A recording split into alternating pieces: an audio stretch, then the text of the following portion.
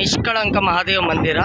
ಇದು ಗುಜರಾತಿನ ಭಾವನಗರದಲ್ಲಿರುವಂಥದ್ದು. ಅಂದರೆ ಭಾವನಗರದಿಂದ ಒಂದು 28 ಕಿಲೋಮೀಟ್ರ್ ಮುಂದೆ ಕೋಲಿಯಾಕ್ ಅನ್ನೋ ಒಂದು ಪ್ರದೇಶದಲ್ಲಿ. ಅಂದರೆ ಇದನ್ನು ಪಂಚಪಾಂಡವರು ಸ್ಥಾಪನೆ ಮಾಡಿದ್ರು ಅಂತ ಹೇಳ್ತಾರೆ. 5 ಶಿವಲಿಂಗಗಳು, 5 ಪಾಂಡವರು 5 ಲಿಂಗಗಳನ್ನು ಸ್ಥಾಪನೆ ಮಾಡಿದ್ದಾರೆ. ಮಹಾಭಾರತದ ಯುದ್ಧ ನಂತರ ಪಾಂಡವರಲ್ಲಿ ಒಂದು ಪಾಪ ಪ್ರಜ್ಞೆ ಮೂಡುತ್ತೆ. ನಾವು ಇಷ್ಟು ಜನರನ್ನು ಸಾಯಿಸಿದ್ದೀವಿ, ನಮಗೆ ಸ್ವರ್ಗ ಅಂತೂ ಪ್ರಾಪ್ತಿ ಆಗಲ್ಲ, ಏನು ಮಾಡೋದಂತ ಅವರು ಶಿವನನ್ನು ನೋಡಲಿಕ್ಕೆ ಹೊರಡ್ತಾರೆ. ಆವಾಗ ಕೃಷ್ಣ ಒಂದು ಬಿಳಿಯ ಹಸು ಹಾಗೆ ಬಿಳಿಯ ಬಾವುಟವನ್ನು ಕೊಡ್ತಾನೆ. ಇದು ಯಾವ ಬಣ್ಣದಲ್ಲಿ, ಯಾವ ಭಾಗದಲ್ಲಿ ಬಣ್ಣ ಬದಲಾಗುತ್ತೋ ಅಲ್ಲಿ ಸಾಕ್ಷಾತ್ ಶಿವನ ದರ್ಶನ ಆಗತ್ತೆ ಅಂತ ಹೇಳ್ತಾರೆ.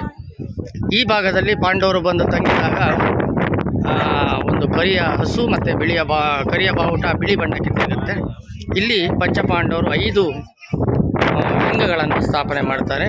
ಅದಕ್ಕೆ ಇದನ್ನು ನಿಷ್ಕಳಂಕ ಮಹಾದೇವ ಮಂದಿರ ಅಂತ ಕರೆದಿದ್ದಾರೆ. ಧನ್ಯವಾದಗಳು.